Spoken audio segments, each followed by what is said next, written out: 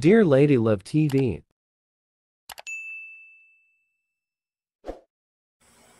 Betray and Marry My Best Friend.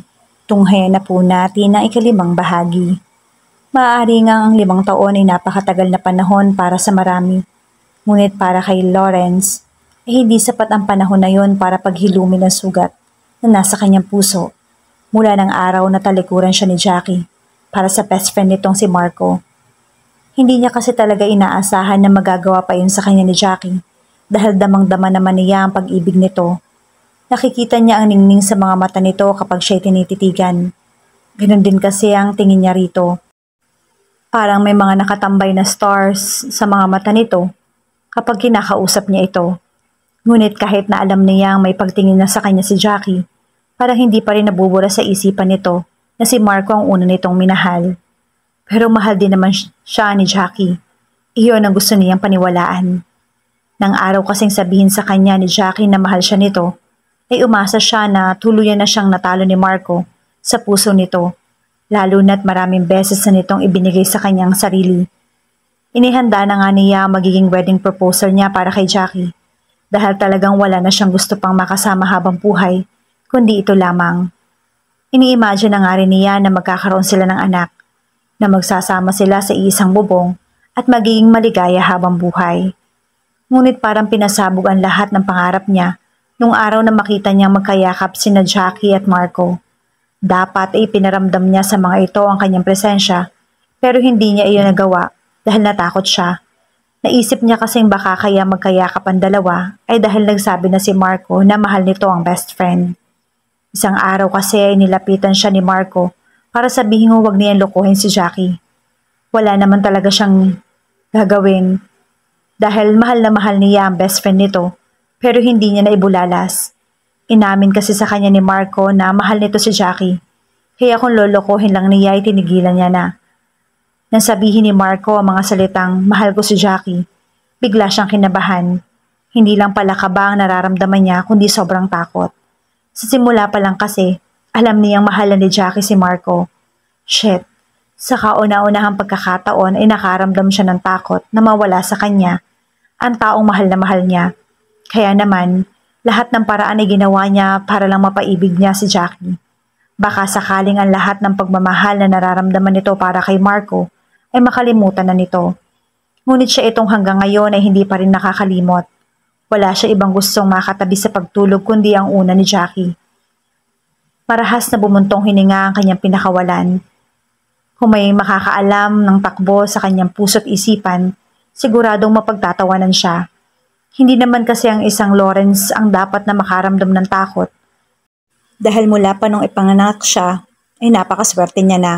Kaya lang, hindi naman lahat ng magpapaligaya sa tao ay makukuha sa pagiging gwapo at mayaman niya. Bata pa lamang siya ay may gusto na siya kay Jackie. Kaya nang kung maaari lang ay ayaw niyang mapahiwalay dito. Kaya naman mula elementary hanggang high school ay sinikap niyang maging kaklase ito.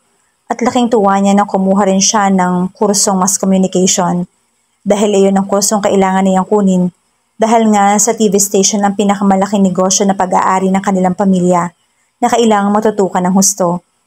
Muli, napabuntong hininga siya. Kahit naman kasi nasa paligid lang siya, ang atensyon pa rin ni Jackie ay na kay Marco.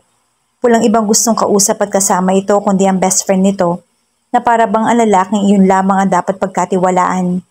Kaya naman sa inis niya ay palagi niyang binubuli si Marco. Alam kasi niyang iyon lang ang paraan para makuha niya ang atensyon ni Jackie. Hindi naman niya gustong laging napipikon o naiinis sa kanya si Jackie. Mas okay na yon para sa kanya kaysa naman hindi nito pinapansin na nag-e-exist pala siya sa mundong ibabaw. But things become different mula na makita ni Jackie na may kahalikang babae. Si Marco. Hindi niya tuloy napigilan mag-alok dito ng tulong. Pero iba naman talaga ang kanyang intensyon. Ang gusto niya talaga ay maibaling ni Jackie sa kanya ang pag-ibig nito dahil talagang mahal na mahal niya ito. Hindi lang niya alam kung paano niya iyon sasabihin sa dalaga dahil hindi siya makasisigurado kung papaniwalaan siya nito o mababastad lamang siya. Kaya, ang pinili pa niyang idahilan dito ay para magkaroon sila ng kunwaring relasyon ay para ma-realize ni Marco na mahal nito si Jackie. At sa tingin nga niya, ay yun ang nangyari. Kaya parang gumuho ang mundo niya na makitang magkayakap sila nito. Para kasi ang ibig sabihin noon ay kinalimutan na rin ni Jackie ang pinagsamahan nila. Ang pagsasabi nito na mahal siya. Ang mainit nitong yakap at halik sa kanya. Na mga sandaling handa na siyang lulunin ng kanyang pride ay saka ipinamukha sa kanya ni Jackie na si Marco ang talagang mahal nito. Simula noon ay nag-iwasan na sila at hindi na nag-uusap. Ngunit dahil ibig niyang pagselosin si Jackie, ay sinadya rin niyang maging sweet sa ibang babae kapag nakikita niya nito. Ngunit mas nagsiselos pala siya kapag nakikita niyang ka-holding hands nito si Marco. Tapos biglang nag-alsa balutan ng mga ito papuntang Amerika at matapos ang ilang buwan ay nagpakasal na ang mga ito. Nang malaman niya iyon ay nagkadurog-durog ang kanyang puso.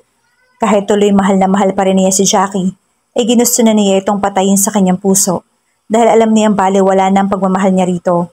Kasal na ito at kay Marco at may anak na ang mga ito. May mga pagkakataon kasi na hindi niya napipigilan ang sariling alamin na nangyayari sa buhay nito. Ewan nga lang kung bakit napapangiti siya kapag napagmamasan niya ang mag-ina. Marahil dahil minsan ay pinangarap din niyang dalhin ni Jackie ang kanyang magiging anak.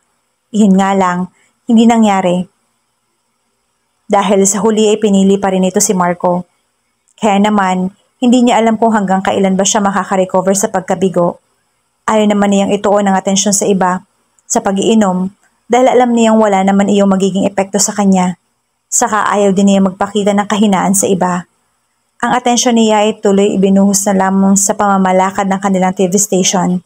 Isa na siyang CEO, kaya naman kailangan niyang magseryoso sa buhay. Gayunpaman, pinili niyang umiwas sa mga babae dahil kahit anong gawin niya, iisang mukha lang ang gusto niya makita at maangkin. May naisip na ba kayong paraan para maitaas natin ang ratings ng news program sa hating gabi? Maotoridad niyang tanong sa kanyang mga tauhang bumubuo ng midnight news. Dapat ay sinegosyo niya ituon ang kanyang atensyon para naman hindi bigla-biglang sumusulpot sa isip niya ang ex-girlfriend na mahal pa rin niya hanggang sa ngayon.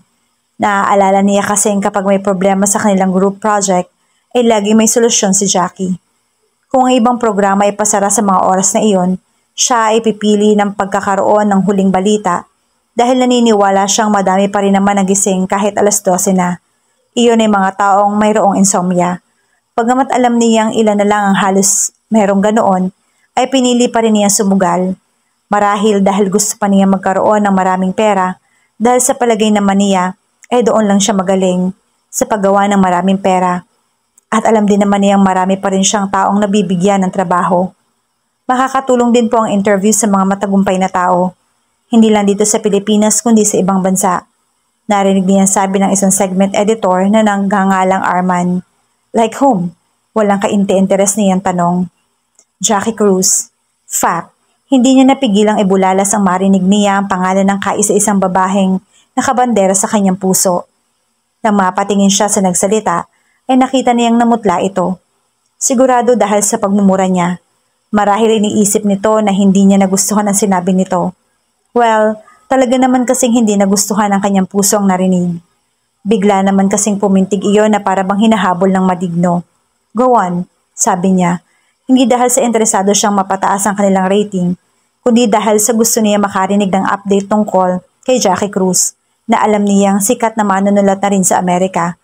Ang hindi lang niya maintindihan ay kung bakit hindi nito ginagamit sa apelyido niya ang apelyido ni Marco. Ganon din sa kanyang mga libro.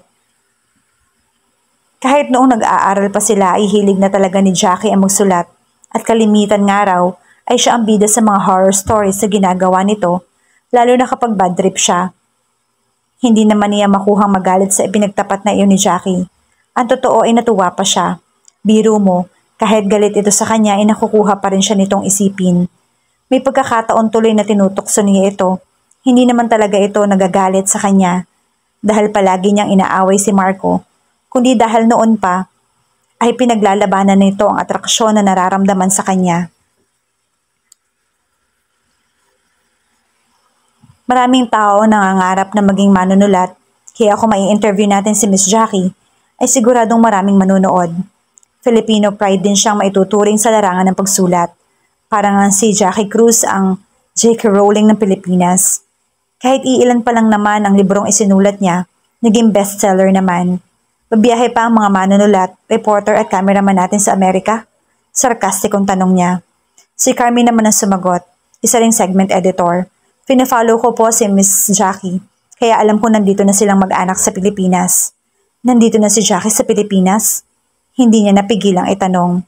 Bigla tuloy napatingin sa kanya ang mga tauhan niya. Hindi kasi niya nagawang itago ang pananabik sa kanyang boses. Kaya naman hindi niya napigilang singhala ng kanyang sarili. Kahit kasi hindi siya nakaharap sa salamin, ay nararamdaman niya nag-iinit ang kanyang mukha dahil alam niyang mistulan siyang teenager na biglang nag-blush. Yes, boss. Sagot nito na nakakunot ang noo. Siguro ay nagtaka ito dahil sa inasal niya. Medyo masama yung pakiramdam ko. Nahagilap niyang ikatwiran. Kung naniniwala man ang kanyang mga kaharap, ay wala na siyang pakialam. Saka alam niyang wala naman ni isa sa kanyang mga kaharap na maglalakas loob na magtanong sa kanya. So, bumalik na pala ang mag-asawa. Sino pong mag-asawa? Hindi nakatiis na tanong ng isa niyang tauhan. Hindi lang niya natukoy kung sino nagsalita. Wala din naman kasi siyang bala kausapin ng kahit sino. Interesting. Nakangisi niyang sabi dahil ang utak niya ay naglalakbay sa kung saan. Sa paghihiganting pinaplano niya noon pa man. At sisiguraduhin niyang higit na magdurusa si Marco ngayon. Boss, wika ng kanyang tauhan. Ilang minuto na rin kasi siyang natulala. Welcome back, my beloved. Hindi niya nabilang sabihin, kaya nakita niyang nagpalitan ng sulyap ang kanyang mga tauhan. Mukhang good mood ang uni ko, iho ko. Nakangiting sabi ng kanyang papang. He's 70 years old pero malakas pa. Alaga rin naman kasi ni Lawrence ang katawan nito. Saka wala naman itong pinoproblema sa buhay. Ngunit kahit hindi na nito ginagawang magpunta sa channel nila, ay maaga pa rin itong nagigising gaya niya, kaya palagi silang magkasalo sa breakfast. Bahagya rin niyan tinapunan ng tingin ng kanyang ina. Si Esme. Natahimik na kumakain matapos siyang ayain. Parang walang kagana-gana. 20 taon ang tanda ng kanyang papang, kaya kahit simple lang, ang ayos nito ay lutang na lutang pa rin ang kagandahan nito. Ngunit kahit na mamahal ng damit nito, ay alam niyang wala pa rin dating iyon sa kanyang ina. Napabuntong hininga siya. Kung noong bata siya, palagi niyang tinatanong ang sarili kung bakit kahit nakangiti ang kanyang ina, ay parang ang lungkot-lungkot pa rin ang mga mata nito. Ngayon ay alam niya na ang dahilan. Hindi nito mahal ang kanyang ama. Napilitan lang ito magpakasal sa kanyang papang dahil nagbanta ang kanyang lolo't lola na itatakwil ito at isusumpa kapag ibang lalaki ang pinakasalan. Sa tuwing naririnig niya nag-aaway ang kanyang mga magulang, nalalaman niyang hindi siya bunga ng pag-ibig. Alright, mahal ni papang niya ang kanyang mamang, pero may ibang mahal ang kanyang ina at nagawa nitong talikuran iyon dahil kailangan nitong sundin ng mga magulang. Ayon sa kwento ng kanyang papang, alam daw nitong walang mangyayari kung ang mamang niya ang niligawan nito dahil may kasintahan ng kanyang ina, kaya naman ang lolo't lola niya ang niligawan ng kanyang papang. At dahil nga multimilyonaryo mga pamilya nila, ay ginusto ng pamilya ng kanyang ina ang kanyang ama. Marami naman sigurong perang pumasok sa kanyang bank account. Wika ng kanyang ina sa tonong nakikipagkwentuhan. Kahit na walang kabuhay-buhay, palagi ang mga mata ng kanyang ina. Alam niyang mahal siya nito. Noon ngang panahon na nag-broken hearted siya kay Jackie, ay ito ang kanyang naging karamay. Nagawa nitong paglinawin ng kanyang utak. Kahit na dumating na siya sa puntong gusto na niyang kidnapin si Jackie para lang magkaroon ng happy ending ang kanilang love story. Kung hindi ka mahal ni Jackie, tanggapin mo na lang dahil magiging miserable lang ang buhay ninyo kung kayo magkakatuluyan. Ganyan bang nararamdaman mo, mamang? Tanong niya sa kanyang ina nang balingan niya nito. Masama ang loob niya ng mga oras na yon, kaya hindi niya nakontrol ang kanyang sarili. Ang nakakatawa lang, para siyang lasing kapag nagsiselos siya, pero kahit na lumaklak siya ng sangkaterbang alak, ay walang epekto sa kanya. Napakataas kasi ng alcohol tolerance niya. Gayunman, hindi naman niya pinili magpakalunod sa alak porque hindi siya nalalasing dahil tiyak naman niyang hindi siya si Superman para hindi masunog ang kanyang atay. Hindi naman ito kumibo pero nasaktan pa rin siya dahil alam niyang oo ang gustong isagot ng kanyang mamang. Dahil tuloy doon, ay nasabi niyang hindi niya gugustuhin maging miserable si Jackie sa kanyang piling. Kung si Marco talaga ang mahal nito, ay magpaparayan lang siya. Kung gusto mo talaga maging masaya, kailangan mo maging selfish. Sabi naman ng kanyang papang nung mag-open siya rito. Ito rin ang nagsuhestyon sa kanyang kidnapin niya si Jackie hanggang ma-realize nitong wala itong mahal kundi siya. Marahil, kung hindi siya si Marco at hindi yun ang lalaking pinili ni Jackie, ay talagang ipaglalaban pa niya ang kanyang ex-girlfriend. Pero dahil alam niyang hindi naman sasaktan ni Marco si Jackie, ay pinili na lamang niya magpaubaya. Hindi na nga niya tinangkapang lumapit kay Jackie kahit na magkaklase sila. Gusto lang niya magtaka kung bakit kahit na si Jackie ang may kasalanan sa kanya, ay parang ito pa ang galit na galit sa kanya. Palagi kasing matalim ang tingin nito sa kanya. Na dumating ang araw na handa na sana siyang i-approach si Jackie, ay saka naman niya na lamang umalis na ito papuntang Amerika kasama si Marco. Hindi lang naman pera ang makapagpapaligaya sa tao. Walang gana niya sabi sa kanyang ina. Mahal niya ang kanyang mamang, alright, pero hindi niya mapigilan ang maramdaman dito dahil pakiramdam niya ay hindi nito ginawa ang lahat para mahalin ang kanyang ama. Pero ang pera, yun ang dahilan kaya makakakuha ng kaligayahan. Makahulugan sabi ng papang matapos sulyapan ng kanyang ina. Ang TV station nila ay maayos niyang napapatakbo, kaya bihira na rin itong makialam sa TV station. Maliban na lang kung hihingi siya rito ng tulong. Dahil nga sa ayaw niyang laging naaalala ang kabiguan niya sa pag-ibig, ay itinuon na lamang niya ang kanyang atensyon sa kanilang negosyo. Bigla na naman niya itong naalala. Naalala niya si Jackie. Maging isang mahusay na manunulat ang pangarap nito kaya siguro kung sila nagkatuluyan ay hindi niya na dapat pang isipin iyon dahil wala na si Jackie sa kanyang buhay. Kaya lang, parang hindi niya gustong pawala na lang ito basta-basta. Siguro nga ay masokista siya, kaya kahit alam niyang pagmamayari na ito ng ibay, gusto pa rin niyang pumasok muli sa buhay nito. Well, ibig din naman kasi niyang tumaas ang rating nila at alam niya na malaki ang maitutulong ni Jackie sa channel nila. Masisingil ko na kasi ang mga taong may utang sa akin. Nakangising sabi niya habang naglalagay ng kanin at ulam sa kanyang plato. Kailan ka pa nagpautang? Maang na tanong ng kanyang mamang. Are you referring to your ex-girlfriend? Nakangising tanong ng kanyang ama. And to her husband, her best friend? Mariin niyang sabi. Kasabay noon ay bumalik sa kanyang alaala ang dahilan kung bakit kailangan muling tumapak nila Jackie at Marco sa Pilipinas. Dahil iyon ang kondisyon na hinihingi niya sa ama nito.